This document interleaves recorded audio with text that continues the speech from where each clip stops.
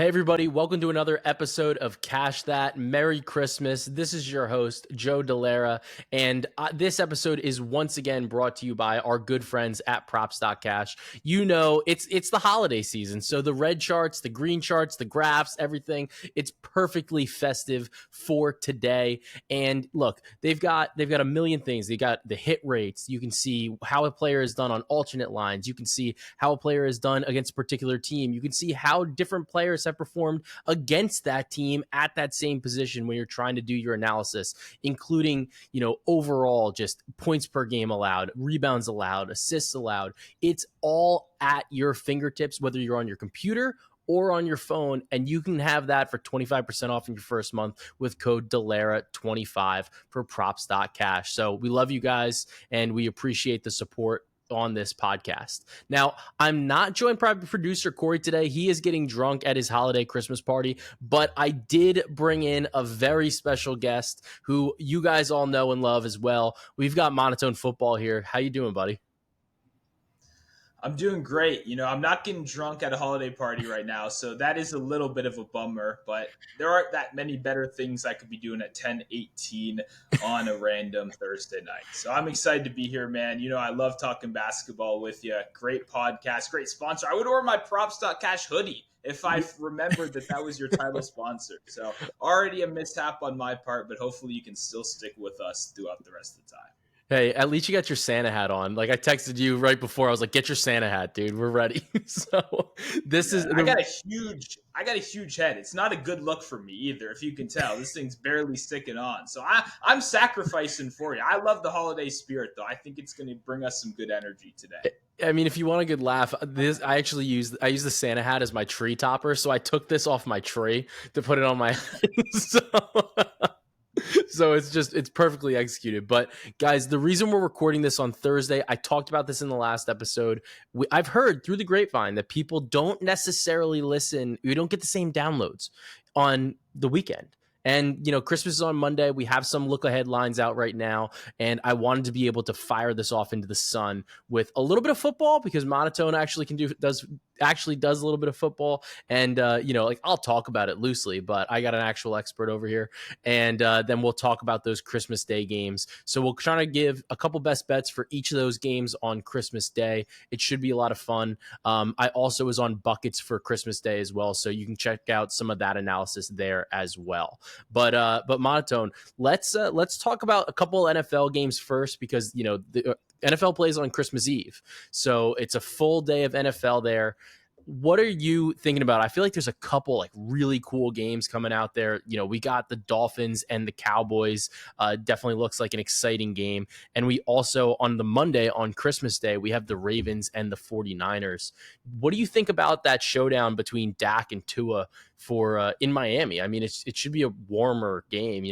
They're not dealing with any snow there. So what do you think about that game? It seems like it's going to be pretty important for both teams. But what do you think about that? Do you have any thoughts?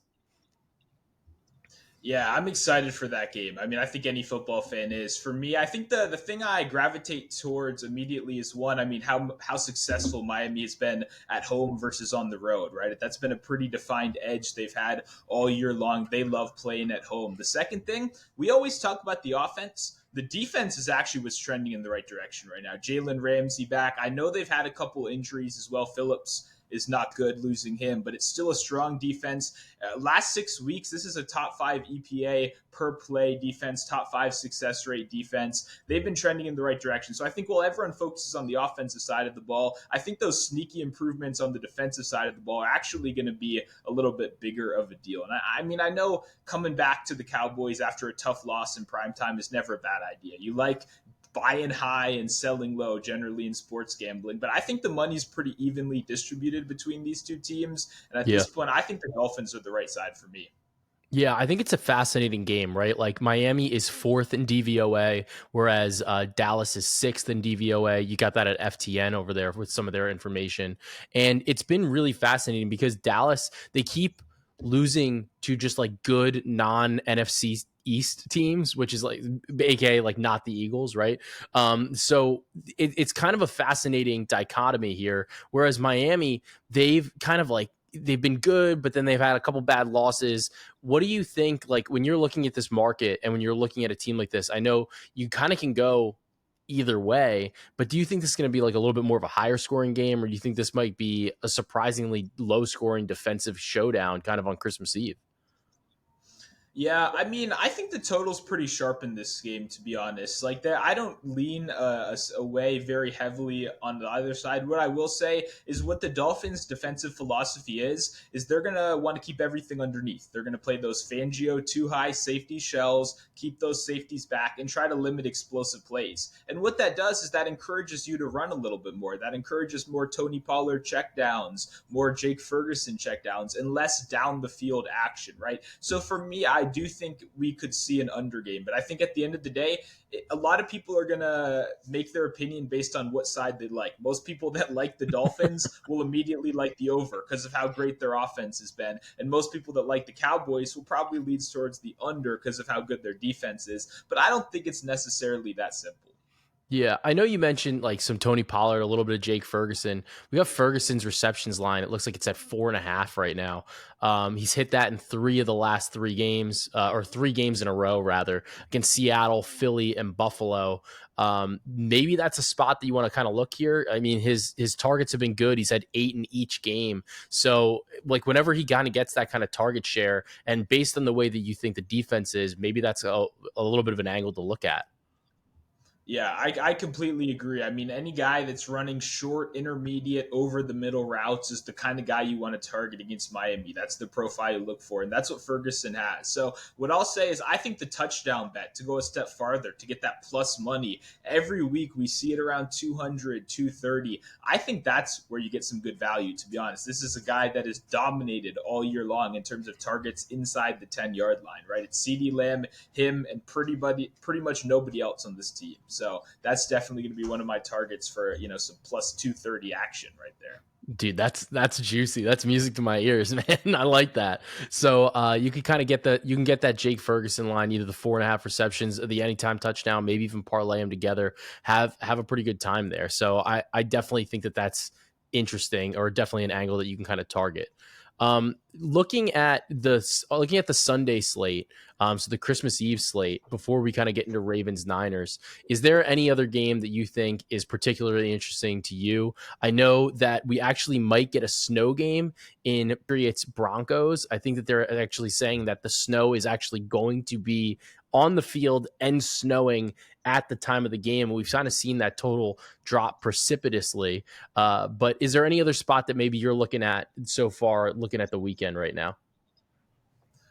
Yeah, I mean there's some ugly ones in there for sure. I think for me, the Lions Vikings is going to be a fun game. I'm Yeah, excited. A divisional rivalry, Vikings defense trending in the right direction. A guy that's been a stud for me all season long is Sam I Laporta, love and I mean Laporta, I baby. love my tight ends.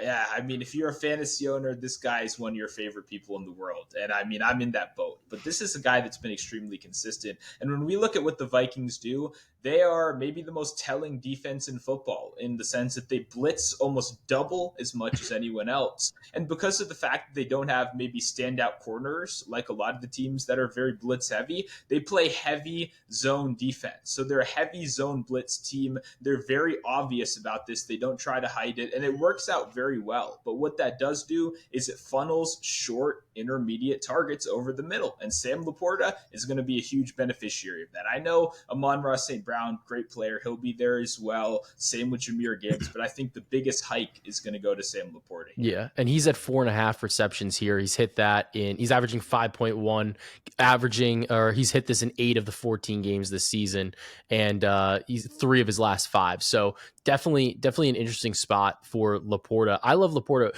I just have a process question for you with that. Like, I know, like, you're talking about, like, when you talk about game script and you're saying, like, okay, well, this player, like, it's gonna induce like a lot of checkdowns. It's going to induce like that type of pass, right? For a guy like Laporta, or like when you're doing this kind of cap, what makes you decide, like, I want to do receptions or I want to do receiving yards? Because obviously you need receptions, you obviously need more touches, whereas like you could in theory cash a yards prop in one play. Is there one that you kind of lean towards, or is it just more based on like what the line is essentially?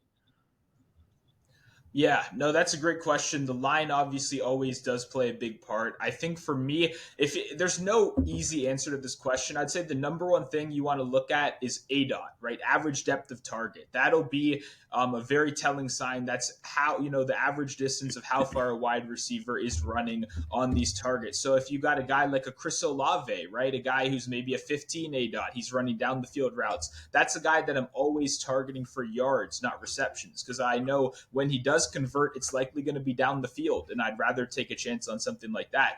If you notice, I like playing a lot of tight ends. I like playing a lot of running backs. In those situations, it's easier to project out touches than it is what they're going to do with those touches, right? We know I think he'll get a certain amount of catches based on what our projected game script are and then whatever your projections are. But at the end of the day, there's not going to be anything that tells you, obviously, that's a differentiator. I think experience is the biggest thing that comes with it. But I would say ADOT for the player, the wide receiver, tight end, your target, and then a sneaky one as well is the average depth of target from the quarterback or the Oh average yeah. air yards per target to take it a step further. So, how far is a quarterback on average throwing the ball downfield? A good example this week, I'm targeting Tanner Hudson, another tight end. It's the tight end special for the Bengals at over 2.5 receptions. The reason I'm doing that instead of something like yards is because Jake Browning, since entering the starting lineup, has the lowest QB air yards of any quarterback in the league. So this is a guy that's consistently checking the ball down. He's not looking for downfield targets. And when they do have those spike plays, it's because Jamar Chase is breaking a 50-yard screen pass. But, Yeah. now we have no Chase. Yeah.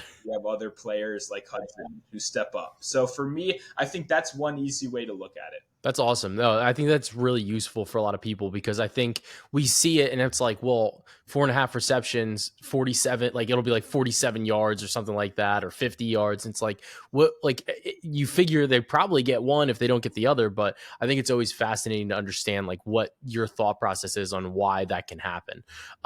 So I do want to touch on the last game though of the slate, which I think is fascinating, right? Like this Ravens 49ers game to me is the game of the week. I think it's like a potential Super Bowl matchup. I think it's got the two top teams in DVOA overall over the course of the season with the Niners and the Ravens. The spreads moved. So, it opened at 3 for the Niners. It's moved up to 5.5. I know we've crossed a lot of like dead numbers, right? Like the 4.5, 5.5. I don't know if it's going to get to 6.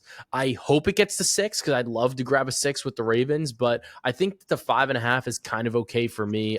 The line just feels like it's moved dramatically at this point. But do you have any thoughts on the game like itself in terms of the spread, or do you have any thoughts like in terms of a player prop or like an angle that you think is particularly compelling in this spot? Yeah, no, I mean, I do every week. I do a Sunday night just when the games end show. So I was lucky to be on the good side of the San Francisco movement, where I was able to get some 3, a solid number right there that I Yeah, that's feel awesome. comfortable with. But like you said, 6 is a totally different ball game. I mean, especially with two teams that could be in the Super Bowl by the end of the year. My argument in this game is I think the Ravens can go, and I think they can beat any team in football except maybe the 49ers, unfortunately.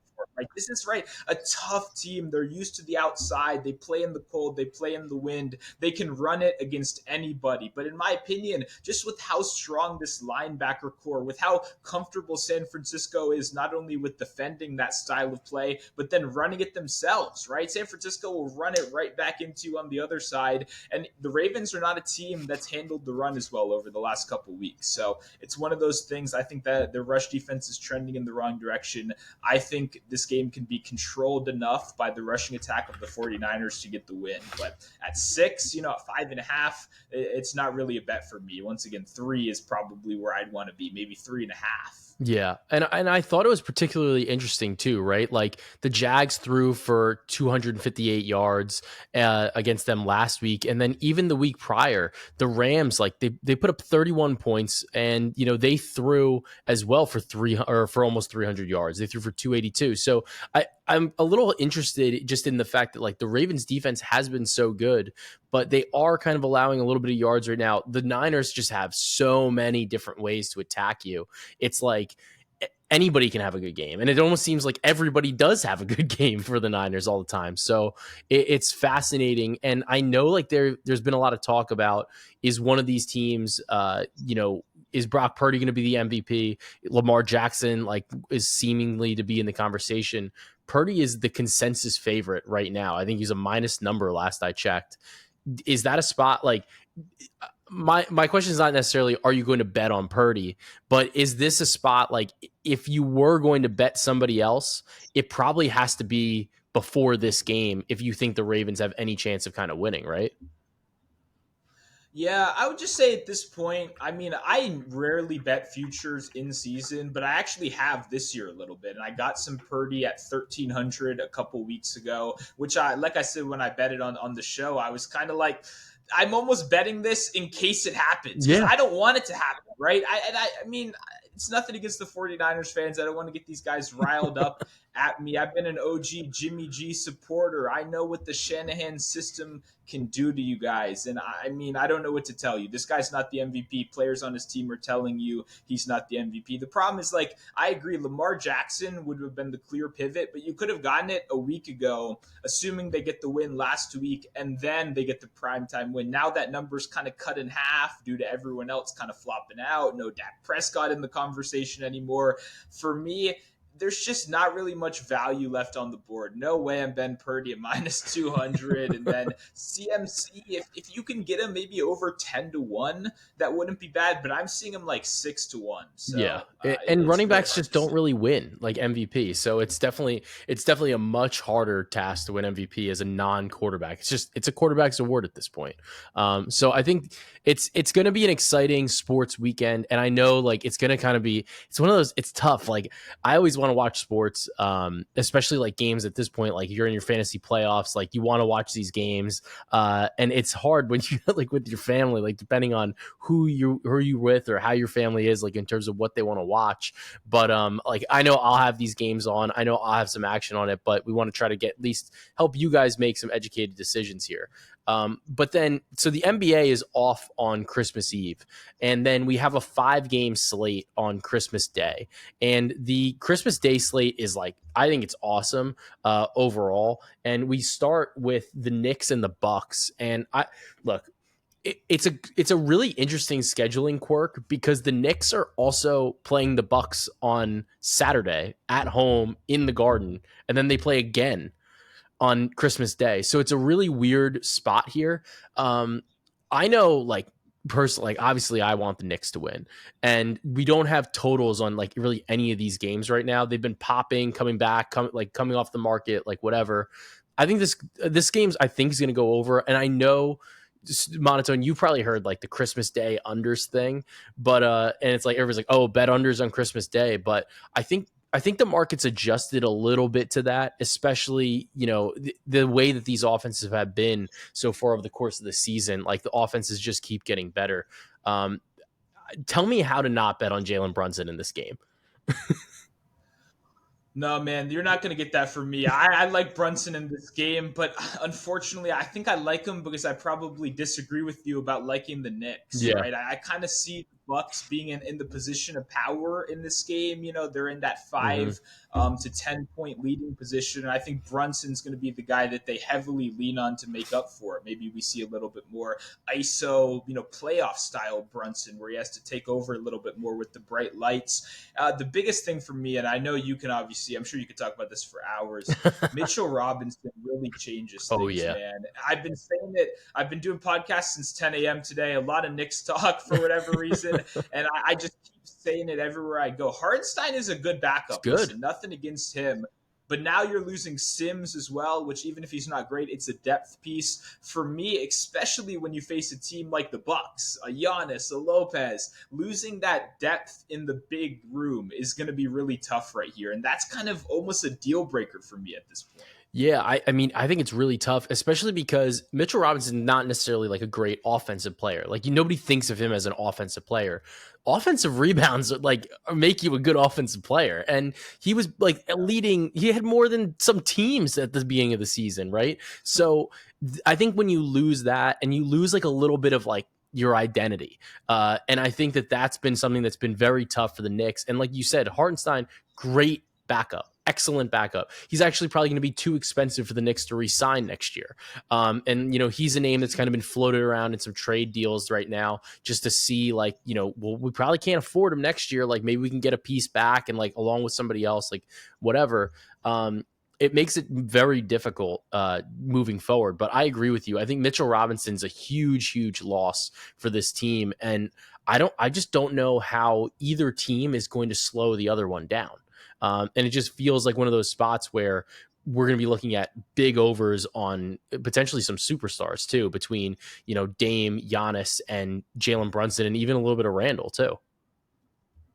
Yeah, it's hard not. I mean, Randall is like one of those guys where his baseline floor is so high. I talk about this on Pass the Prop all the time because my co-host Justin loves Julius Randall props, and I'm always tailing him because of it. But the baseline he has is so nice, and I know you appreciate this as a Yeah. guy that's just been betting all the time over these years. You see so many guys just completely flop. Randall has always given you that 17, 18 field goal attempts. Doesn't matter if we're misfiring in the beginning, we're going to keep going. And Yeah. that obviously can hurt you sometimes. But as a sports bettor, I agree. I think Randall's pure. How many minutes is he going to play in this game? Is he going to play 40? 40 probably. I mean, Like, I don't. In a primetime game like this, they're already doing it on a regular game. I could see him, 41, 42 minutes in this game. And obviously, the rebounds just come. The opportunity is going to be there on offense. A PRA could be very solid right there. yeah, I love it. I mean, last game that he played against the Bucks, he kind of like slowed the offense a bit, but because it was just like disjointed.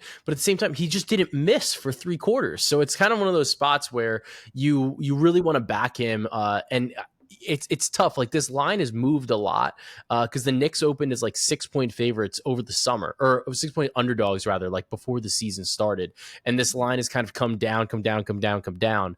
I think it's definitely going to be a narrow game, I think, but at the same time, with the way that these offenses both are, I think it's very hard to like say like, oh, like I want like the 3, right? Like it's nice, it's a possession, like whatever, but like you could very well see like a game like this game just getting out of control, like one way or the other, just based on the way the offenses are. Even at the end of the game, like it could be close and going up to like almost the end of the fourth quarter, then all of a sudden it's like 15 points just because the offense exploded on one team or the other. So I think it's going to be a fascinating game. I'm excited for it. It's always tough as a Knicks fan when they start the day at noon. They have the early game Eastern time, and I'm like, am I just going to start my Christmas day just with an L? So it's always tough with that. The next Hey, you know game, what they say? go, go ahead. Money makes more problems, right? Hey, my Wizards, we've never even had that problem. It's a good problem to have. At least you get a Christmas game. That's And I mean, true. most of us are on the outside, but That's I true. see what you mean. Especially if you're a sports bettor, it could be a rough It start. could be rough. Yeah, it could be rough. So I'll probably just stick with a Brunson over for me, and then maybe I'll look at some Julius Randle as well. But I know that I want a Brunson pick. So we'll see. Hopefully he doesn't cook too much. I mean, I'll probably wind up betting him on Saturday too. I just think it's such a good matchup. But we'll kind of see what the Knicks decide to do with their rotations and stuff. But I could see it being slightly different on the primetime Christmas Day game. The next game I think is compelling for a variety of different reasons, right? We're looking at the Warriors versus the Nuggets. And I think Denver's awesome. I think Denver, they still have some issues. Like they haven't looked as good as they did last year, obviously. What do you think about the Warriors, man? Because I think they're bad, but like the numbers are interesting. Like the advanced metrics say like they're fine, but like when I watch them, I'm like, I just don't feel it. Like it doesn't feel the same. And I know they beat Boston the other night with a crazy comeback, but Boston also, I think, tied their franchise record for missed threes in a game, which is just insane as well. Wow, that is some good perspective because I'm sure a lot of people watched that game and didn't come away with that information Yeah, that hey, the Warriors got the win, but it was kind of a historically bad loss on the other side. exactly. I did not know that. Yeah. That's Fun some fact. interesting context. Fun fact. But Yeah. what do you think about the Warriors this season? Because obviously, like the Draymond stuff has been making the lineups a little bit wonky. Um, Curry looks great still, but what do you think about that team overall this season? Yeah, I mean, I think, man, what's going on with Wiggins? I mean, obviously Clay is the one everyone's pointing to, but at the end of the day, when you look at his age, when you look at his injury history, a guy that's been so dependent on the three, going through a rough patch isn't super surprising to me. I mean, I feel like whether you're a great shooter or you've just been a high volume shooter, you've probably gone through that. So I wouldn't give up on Clay. There's definitely reason to be concerned. I'm not signing him to a max extension or No. whatever. I know that's off the table now. But for me, it feels like there's a power imbalance over here. When do we embrace the young guys versus when do the veterans still keep getting those minutes despite the fact that maybe they don't deserve them, right? Maybe Yeah, Kaminga, maybe Podzimski, he's maybe these awesome. guys are actually right. I mean, he is awesome. It's kind of crazy. It's like when they drafted him, my thought was like they lost Dante DiVincenzo. They just kind of got a little more versatile version of him, and that's a great piece to have as a young guy. So the it's tough. I don't think I can back the Warriors in this.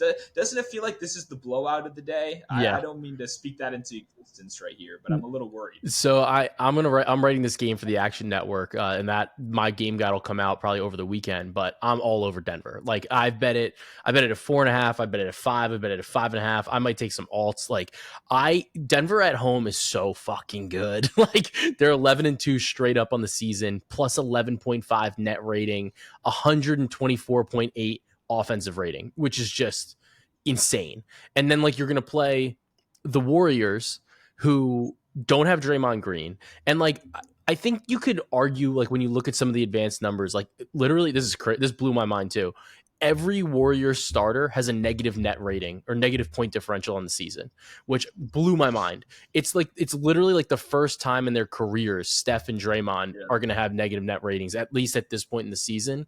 Um, what I thought was fascinating about this, though, is that like I don't know how they stop like a Murray Jokic pick and roll if Draymond's out. Like Looney can't do it, Wiggins can't do it. Yeah. Like who are you? Saric definitely can't. So it's like who are you putting in this scenario, right? So like Jokic over the last 2 seasons, averaging a triple double against the Golden State Warriors, 27.7, 13, and 10, which is just like bonkers, right? And the last time Jokic played on Christmas, 41, 15, and 15 against the Phoenix Suns. So granted that game went to overtime, but I think you're right when you say like this could be the blowout of the day. And to me, like when you go to holiday parties, or like you go to like your family for Christmas, like are you talking about the games? Do you talk about sports? Oh yeah. 100%. You know what your like old Uncle Bart or whatever the fuck his name is gonna say. He's gonna be like Steph Curry, like the Warriors. How the Warriors dogs? It's Christmas. I'm gonna bet on them. Like I feel like that's what's gonna happen, and I think that's the reason why we're Uh, seeing this number kind of be a little sticky. I'm going to be real concerned if it's maybe 11 o'clock and I start to hear murmurs that the Lakers Warriors money line parlay is the dog parlay of the year. I'm kind of worried because now that you're saying it, I could really see that. It's 11 o'clock. The first bush light has been popped, obviously. We're starting to get into it. You got to lay down a couple DraftKings picks before things get Yeah, going, or maybe little old fashioned. Maybe you got a that's what couple I do. calls you got to make real quick. Cousin Sal across the street is ready taking him on Christmas. He never sleeps. The bookie never sleeps. So I'm going to be cautioning against that because I agree. Christmas is the ultimate. You meet your cousin, the guy you haven't seen in a while. Maybe he just started sports betting and he is telling you, he's not asking, he is telling you that the Lakers and the Warriors, both of them, they're both plus money. If you bet them both, you can't possibly lose today. And hey, don't fall for that trap, guys. No, please don't. Please don't. But if you do have a cousin that is just starting to bet, make sure that you get them to use your sign up code so you get a couple free bets in the process. At least do that. At least do that. Um, but I do like that game. A couple of the props that I'm looking at Jokic over 12.5 boards. I think that's like a great spot against this Warriors team that might have to play Looney like a little bit more, and like he's still going to he's just going to outplay Saric, right? I think MPJ threes is an interesting one. He's got 17 points in all 4 of his games against the Warriors last 2 seasons, 3, 4, 5, and 5 threes. And Jamal Murray, look, if it's a playoff like atmosphere, you know that dude wants to score. Like he wants to score. So those were a couple of the spots that I was looking at. I don't know if there's a player that you have been like interested in, at least in one of these games. Yeah, I mean, I think just because I do have those blowout concerns, I think Jokic is the guy I'm going to on that side of the ball. I think if it is a blowout, a lot of the reason is because they're getting dominated right there. But speaking of another guy with a really high floor, Jamal Murray, great for alt lines. If you maybe don't want to play the 20 yards, maybe you bring it down to 16. We're going to see 12 to 14 efficient shot attempts, Yeah. at the minimum, right? So for me, I think a guy like Murray does stick out if you want to, build an alt line parlay, maybe go down a couple points. I think that's where I'd be targeting. That's definitely a fun way to look at it. When it's funny that you brought up the blowout stuff, right? Because I get that in a lot, and like I feel like it happens in your Discord a lot. Like there's always like conversations like blowout concern, right? Like or whatever. What are your thoughts on blowouts? Because a lot of times in my mind, I think like somebody had to produce. So like, like it's I think blowouts are very hard to cap. And like if you do think that it's a blowout, then like maybe you don't play it. But at the same time, like if you're betting on a player's points over or something like that, it probably is a contributing factor to the blowout. No. I completely agree. I mean, that's one of the most challenging questions there is, really. I mean, as a guy that has been on here every day trying to grind this out between multiple sports, blowouts affect different sports differently, and the NFL way different, right? You almost want a blowout in the NFL sometimes, so you can get that passing game script, right? There's not really anything comparable in the NBA. For me, my biggest thing is I think over the last couple of years, I've been a little bit too conservative in being afraid of blowouts. I think I've been a little too conservative in crossing games off and just completely saying, you know what, we got 8 games. Let me ignore maybe something that stuck out to me initially because of the blowout. But I've become coming around more to your perspective there of if there is going to be a blowout, I want the guy involved in making it a blowout, right? And it really just depends on how you see the game. But for me, it's kind of the question that, you're tackling every single day. But at the end of the day, people are going to throw out blowout concern anytime there's a big spread. But in reality, it's the NBA, it's the MLB with these long seasons. There's blowout concern in every single game, right? It's the variance of the game. So I would say just remember that whenever you're placing a bet and try not to let it slow you down too much. For sure, for sure. So the next game we're looking at is that Celtics Lakers game, and it sounds like you like the Celtics here, but like just based on what you're saying about that underdog money line parlay, Lakers are home dogs. The spread's about 1.5, 2 right now. You figure Tatum went out with that injury. He played the rest of the game against the who the fuck did they play against? The Warriors. And then, he didn't play against the Kings. We're recording this early, so we're trying to like project a little bit. I imagine he plays, no? It's tough to guess, but considering he finished the one game, you skipped a game, maybe he sits out against the Clippers. I think that game's coming up, and then plays against the Lakers on Christmas. What do you think about that?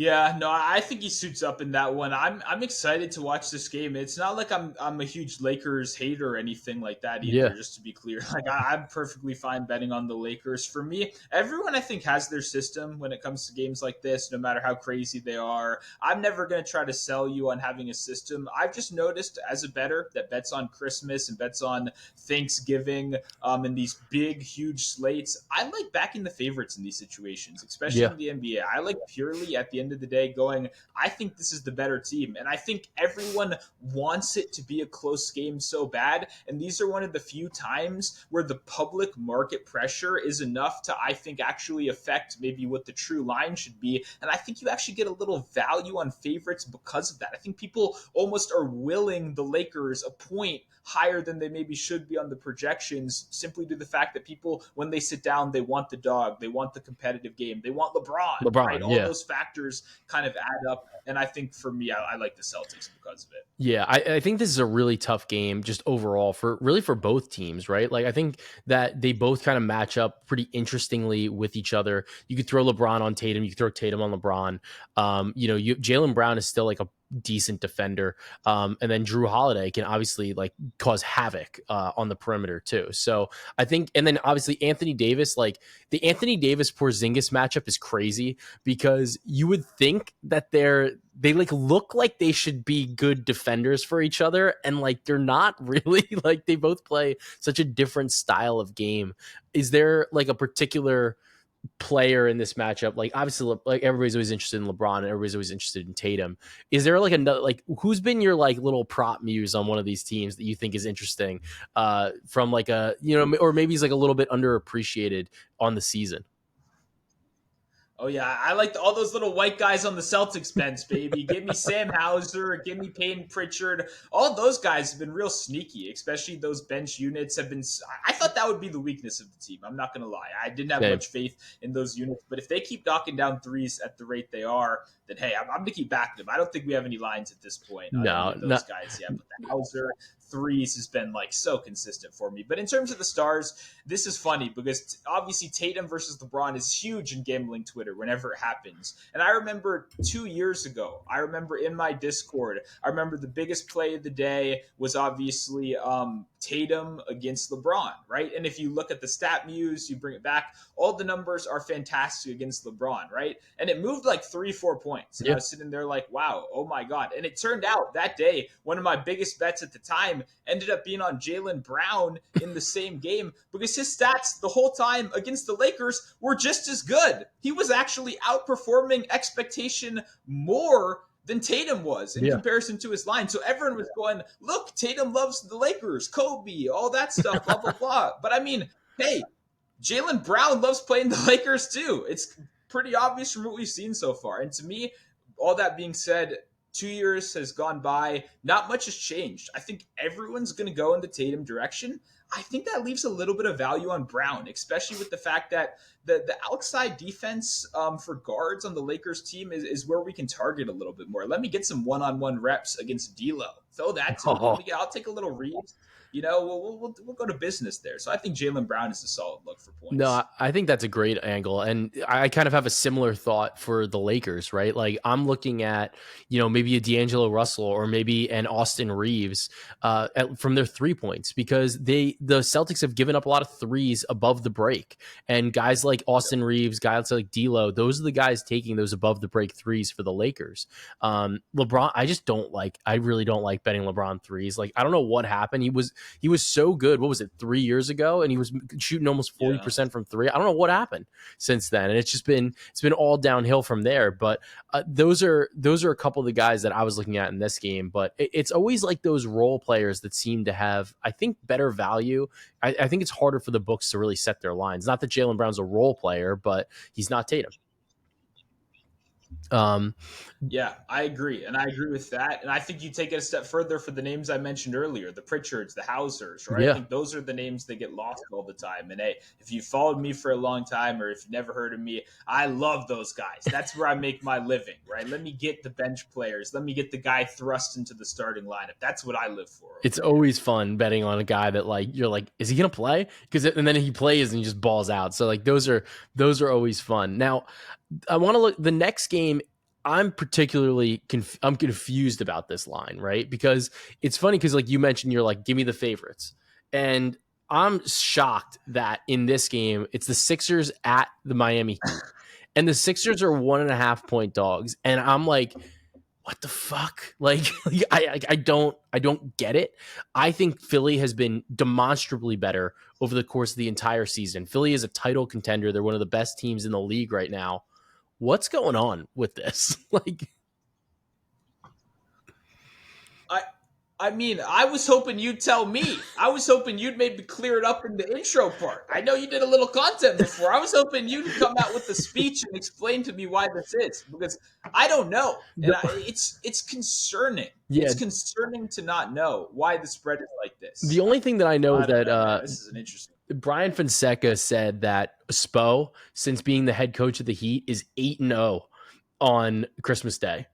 So 8-0 against the spread on Christmas Day. So Yeah, LeBron James, yeah, he had Dwayne LeBron for Wade. I four. mean, different guys. He had LeBron for four of them. So, but still, 8. It's like it's kind of one of those. It's like, is that a big enough sample size? I mean, like it's like we'll look at like last 10 games, right? I think it's a fascinating spot. To me, I think a lot of it comes down to the Joel Embiid Bam Adebayo matchup, right? So, like, I like Joel Embiid under 33.5 points. Like, it's not out yet. I'm assuming that's probably where the line's going to be. You know how gross this is? Like, I'm not saying this is a GOAT, max whale play, lock, whatever, for all you people on on gambling Twitter or X right now. But look, he's only gone over 30 points in 2 of 19 games head to head against Bam Adebayo. And the biggest thing is actually this season, last season, he's averaged like 11.7 free throws per game. He's making about 10. He's a great free throw shooter. He's a very good shooter overall. Those games against Bam Adebayo, his last 10, he's only averaging like 7 free throw attempts per game. So it speaks about like what exactly we're seeing, because when I looked at even this season, he's only missed 30 points. I think it was 5 times, which is insane, right, on the season. The difference is that in those games that he went under, in 4 of the 5, he didn't see double-digit free throws. Christmas Day, I wonder to an extent, do the refs swallow their whistle a little bit because it's not a good product for people watching the games at home?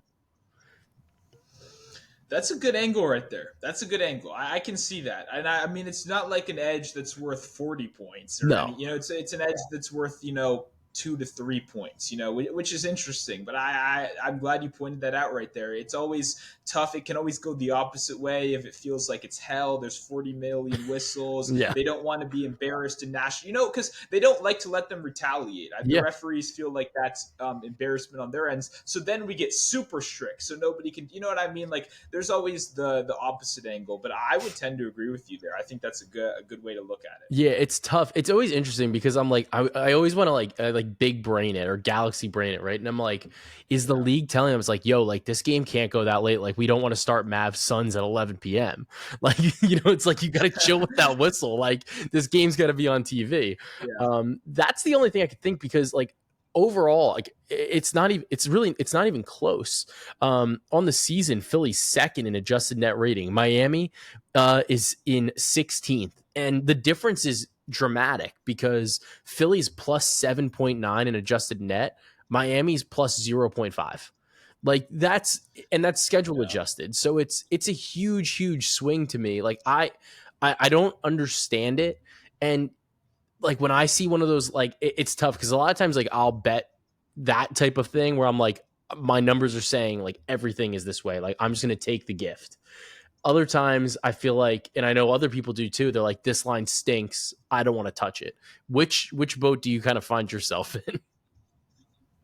It's a great question again. I mean, for me, I think it's always, I try to look at it as a teaching moment, because I think this is an incredibly good question. I think it's one of the things most gamblers face in their career. Kind of, what do you do? I think when you see the discourse for this game, the whole world is going to say this is a trap game. I think Yeah. that's the term normally used for what you're describing, in the sense that Las Vegas knows something that we don't know, is the implication there. And they're setting this line at such a bad price that all of us stupid fish are going to swarm to it and bet it. That's the implication when you call something a trap. But in reality, if you understand how betting markets actually work, what that means is that there's a large amount of money that is consistently flowing in from accounts that are deemed sharp or market worthy moving accounts, right? Yeah. And those are the people that are controlling where the line goes. It's professional sports bettors. So when I look at this game, the reason I said it's a teaching moment, what am I missing that these guys are seeing? What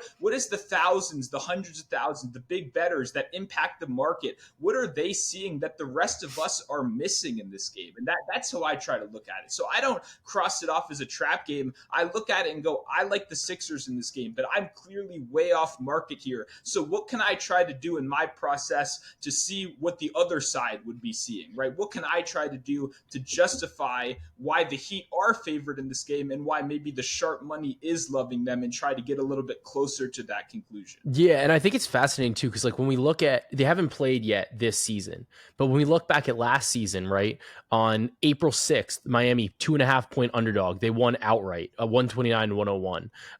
On April, or March 1st, Philly, 3.5 point underdog. Philly wins outright, 119-96. February 27, Miami, 5.5 point underdog. They win outright, 101-99. And then, so those were their 3 games last season. And then even the season before, Miami has won now 4 of the last 5. So it's been fascinating. And honestly, what's even been weirder is that in the last 4, the underdog has won. So it's like an interesting dichotomy. I don't know. I think to me, it's because of what Bam Adebayo can do against Joel Embiid. And like if you can limit Joel, he's such a like important part of their offense, then like that's been what the issue is, I guess. But at the same time, it's like Embiid is a different. He seems to be a different player than he was in years past. With no James Harden there, we're seeing the passing vision is much improved.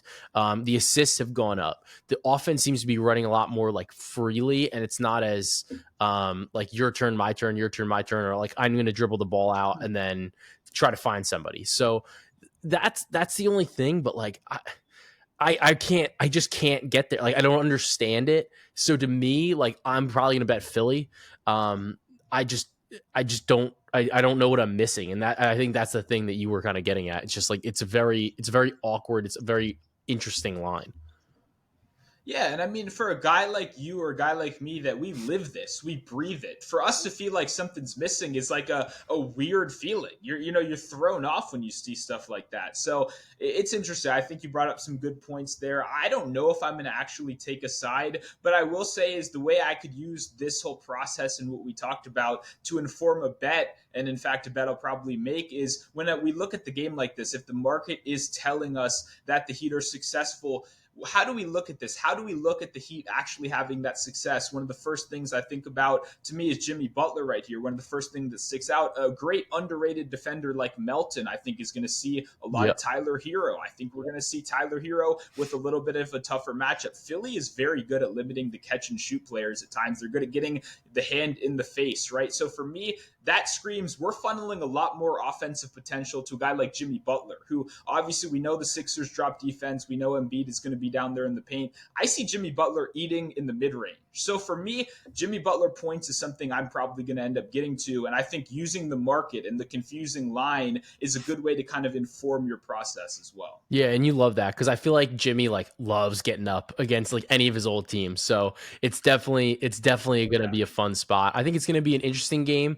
Uh, I think it's also one of those games like out of all the games on the slate that I think I have like the worst feel for outside of that Joel under. Like I do really like that, and then I think I'll probably bet this Jimmy prop with you as well.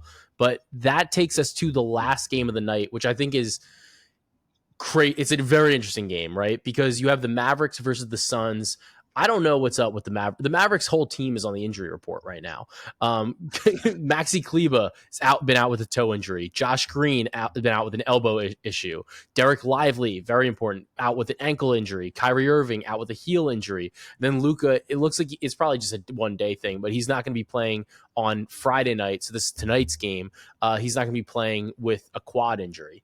What do you think? What do you think about this game? Because Phoenix is dealing with their own injury stuff with Bradley Beal, but the spread is moved against Dallas. We're seeing the Suns are now at like 5.5, 6 point favorites. What do you think about this game? Can Luka kind of will them to a win here?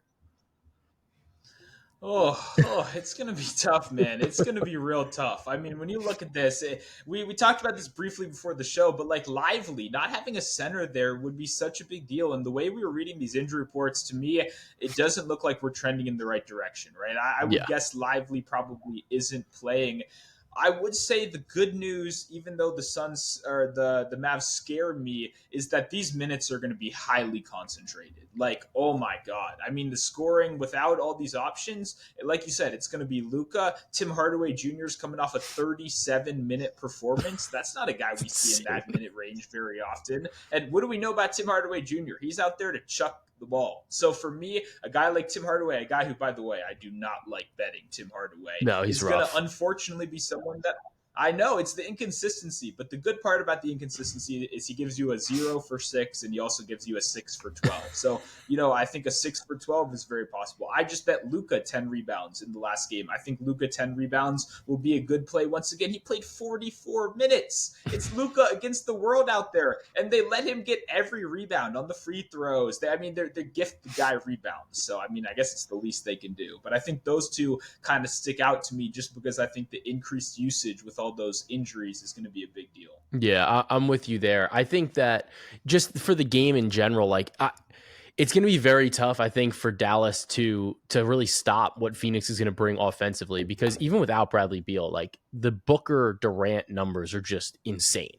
Yeah. And like, I think you mentioned, like, like when you look at the way the injury report is, like you get further and further down, and it's like the impact when one guy's out is significant, but then like it compounds when more and more and more guys are out, and it's like this team is just not good anymore. You're like, they just don't, it's hard to game plan. Like it's hard to, like, you're not getting the reps that the guys that Luke is playing with are not guys that he's taking like normal, like full season reps with, right? Like that's just not what's happening. So when you get into a game like this and a national stage, like as good as Luka might be, like it's going to be hard to not want to bet a little bit of a PRA for Luka, but it's also like the game could just get totally Yeah. out of control.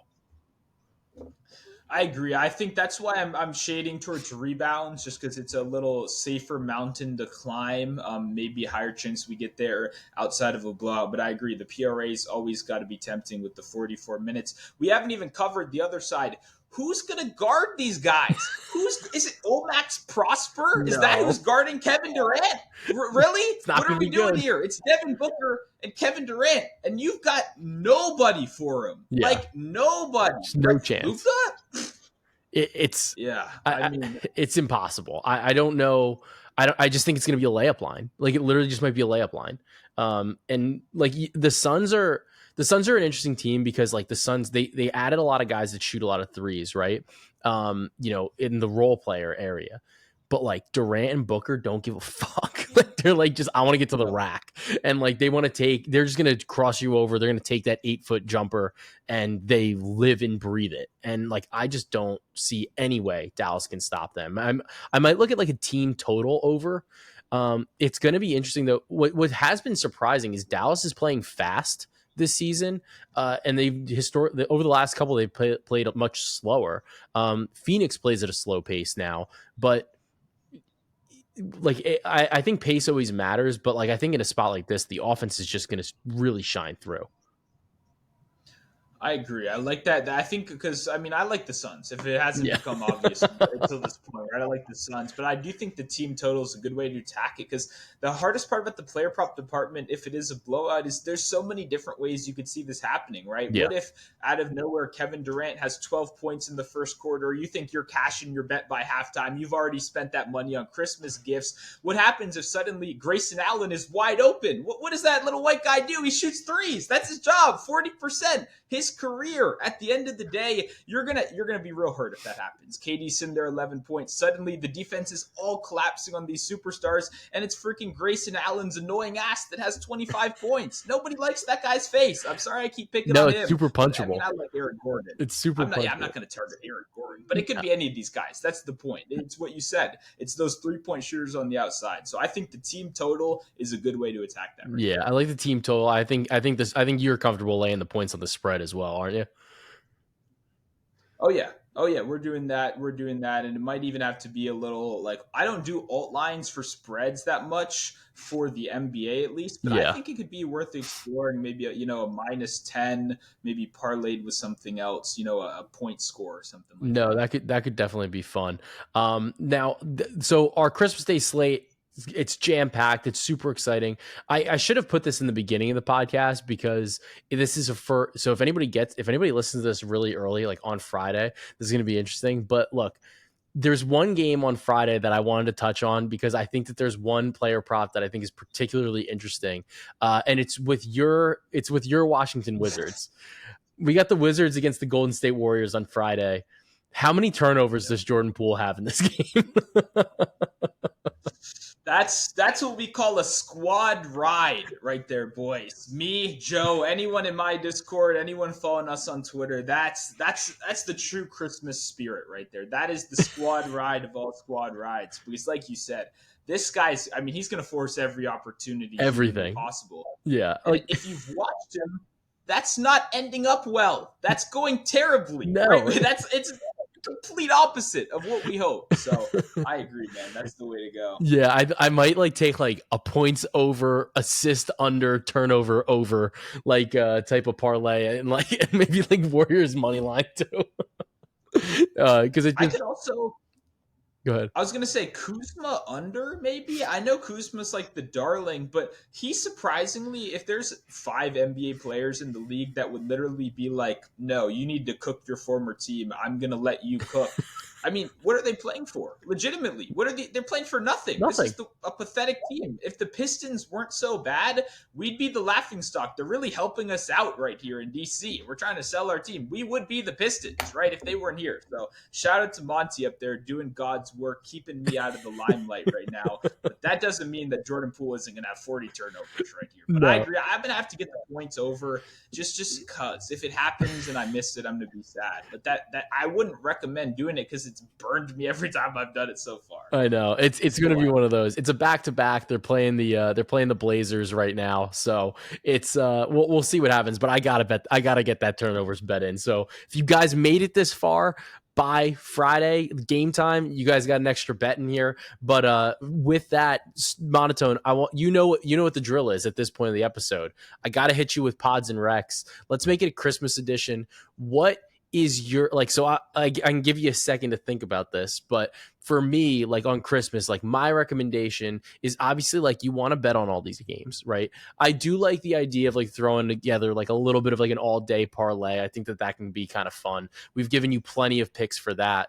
But my favorite Christmas thing, I love I'm half Italian, and I love those little like the pignoli cookies, like the ones that have like the little pine nuts on them. I love those cookies. I think it's one of the best cookies in the world. And they're my favorite. They're kind of soft. They're a little chewy at the same time. You dunk them in a little bit of espresso. You really have a great time. So I'm going to recommend a nice little pignoli cookie. And I'm also going to recommend. I'm a big whiskey guy. I'm a big bourbon drinker. I My wife got me an ice mold, and it's like one of those, it's like one of the big spheres, so it's really elevated my drink game. It's made my old fashions exponentially better. I'm gonna recommend one of those, and pour yourself a nice old fashioned, have a good time, maybe switch up the regular sugar with brown sugar and call it a holiday, and just have a nice time with it. So that's gonna be my recommendation for you folks. But Monotone, what do you got for Christmas? Yeah, that's a good start right there. You're losing me a little with the ice, I have to say. I mean that like I'm getting flashbacks to when you're recommending like drawers or whatever cabinets it was or something like that. So, I mean, it's ice at the end of the day. It But is ice. I'll start off complete opposite of what you asked me. I don't care. We play by our own rules. Eggnog, pour it out. That's the move. You start your morning. If anyone's brought it over to the house, you just take it, you pour it right out. You won't be needing any of You that. don't need It's that. disgusting. Right? It's not a 24/7 thing for a reason. We don't drink eggnog year round. We would if it was good, right? Terrible. Start with the coffee. I would be fine skipping the coffee. I personally don't drink any coffee. It's Christmas. There aren't many days an 8 a.m. Bush Light is acceptable. If you're living that kind of lifestyle, I think that's how you start your day. It really depends on how much you love your family or not. Luckily, I'm going to be going to good spots, so I won't need to be like plastered. If you don't play by, you don't want to deal with any of this stuff, you should start at 8 a.m. Fuck the eggnog, all that stuff. And what I will say is the real move right here is to always keep your options open. No matter where you're going, no matter what family you're seeing, you want to have as many options open as possible. This is just like sports betting, baby. Line shopping, right? Which aunt is absolute wizard in the kitchen, right? That's where you're going first. I know a lot of people are hitting multiple spots out here. That's always a plus EV move if we want to bring the gambling out here. You want to be collecting as many plates as possible, maximizing your return. I mean, hey, I'm not the greatest chef in the world, but this is the day that people ball out. They bring their best. You're going with your family. You want to show out. You want to bring the best food. we should take advantage of that. Enjoy the food. My final tip right here will be the best tip of them all. I love sports betting as much as the next guy. But at the end of the day, this is a great time of year. It's a good time of year to put your phone down, place your bets, whatever, but enjoy the people that are around you, right? This is like a rare time of year where everyone's excited to see each other, whether it's gifts or something like that. Even if, you got a little crazy going on. I know I got a little crazy. I think everyone can relate to that. Enjoy the good moments, right? Sports betting's here 24/7. Like I said, we do this every day, literally every day, right? It's going to be here before Christmas, after Christmas. So enjoy time with loved ones, if you've got them, cherish that time and enjoy the holidays because it truly is a great time of year. You don't need to be on DraftKings every 30 seconds with your grandma in the room. How long is she going to be there? Come on. What are we doing here? Put the phone down and enjoy your family. That's the ultimate tip. That's some great advice there, Monotone. So let everybody know where they can find you so they know where to get you every other day of the year. Sounds good. I am over on Twitter at Monotone Football. That is where you can find me. Like I said, I've been on here grinding at the prop game for a long time. Looking forward to continue to do so for a very long time. Everything I do is free over there. You can also find the link to my Discord in my bio. Joe has been a member in there for a very long time. We very much appreciate whenever he contributes because at the end of the day, I'm here because I love talking basketball, especially with guys like Joe. Obviously, one of the best on our app, consistent, great analysis. I'd like to think I'm in the same category, and I'd like to think a lot of the guys in our Discord as well. We got some sharp guys over there. Talking basketball with smart people makes you smarter. So if you're looking to get better at picks, if you're looking to improve your winning, I'm not here to sell you anything. I'm just here to try to make myself and make you guys some money. So if that's something that sounds pretty fun to you, if you've enjoyed what you've seen so far, then go check it out. I'm also live Monday, Wednesday, Friday, past the prop. I always forget to mention that. You can find that from the Twitter, obviously. But Joe's been on there in the past. A lot of great names, great show, consistent weekly. We're there every week for you guys with free props. So got that going as well. Hey, guys, you really can't do any better than Monotone. He's one of the best follows in the business. You can get him on Twitter, like he said. You can join his Discord, hop in, chat with us a little bit. It's a good time. It's all free, which is kind of awesome because there's not a lot of people in the industry that are actually putting out like really good, free quality content anymore, just like at all. And Monotone's one of the best regardless. So it's a plus EV decision, and it's been a plus EV decision for you guys while you're making these bets, while you're doing your process. Put on your Christmas list that you want to get that subscription to Props.cash. You can get that first month 25% off with code Delera25. Help you make those plus EV decisions, see those green and red charts, and continue to cash that.